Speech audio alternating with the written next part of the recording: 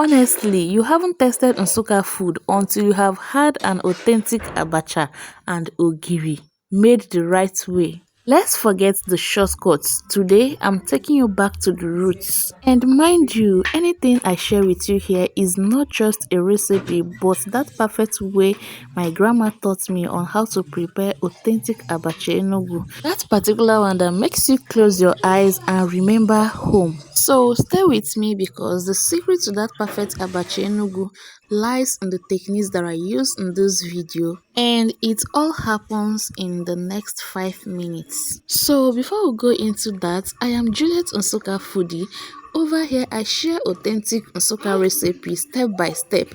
And after watching any of my recipe and cannot recreate it confidently by yourself, you can slide in on my DM to book a one-on-one session with me or get my Nsukka local dishes cookbook that guides you step by step from measurements, timing, and method of preparation and substitutes that you can use to recreate that authentic taste of home that hits different. So let's continue. So first of all, the secret to that perfect texture of abacha that you're looking for is right in the soaking.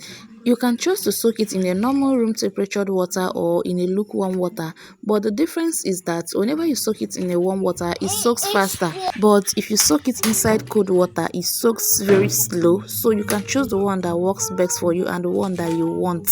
But as for me, I chose to soak mine with cold water so that it will give me more time to prep my ingredients, other ingredients. If I'm using fish, I'll have time to debone my fish or pomo, to steam my pomo or any protein of my choice, and even cut my veggies and prepare other local ingredients like ehuru, pound my pepper and crayfish. That's why I told you in the beginning that you can choose the one that works best for you and the one you want to go for, because while I soak it in cold water, it takes longer time to soak.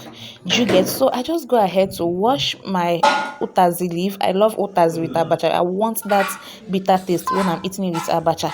And I sliced my onions perfectly. And this in the frying pan is pepper. That small red pepper. I want to heat it. This is exactly where that local flavor starts. You need to heat everything in a pan to release the flavor and aroma. You don't just add everything at once. No, you're killing the flavor and the aroma. You need to fry it a little bit, heat it in a pan to release the flavor before grinding it. That's where the perfect authentic taste of abacha lies, not just in the ogiri. This is where the secret lies.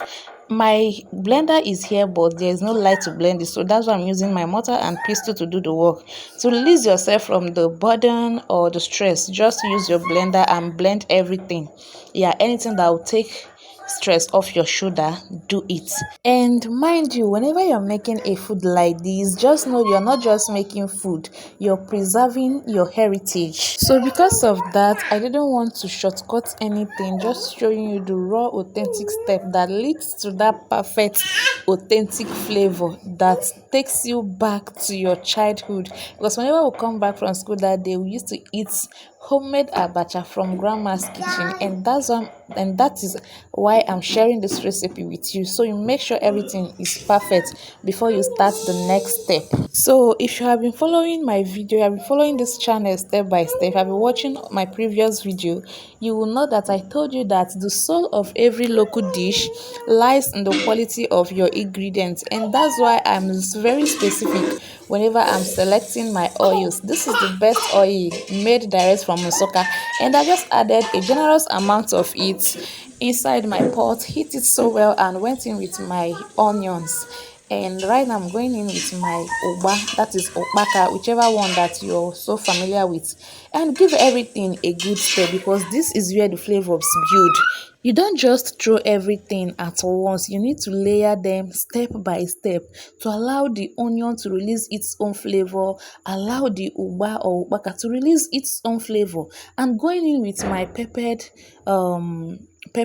and my ehuru that I roasted and blended, and everything blended very well. And I'm going in last with my ogiri. That is the last thing you will add.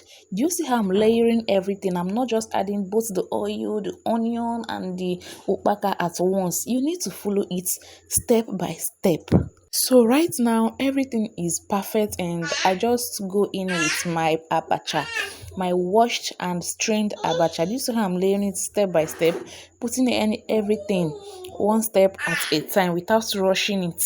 And at this point, our abacha is now 95% ready.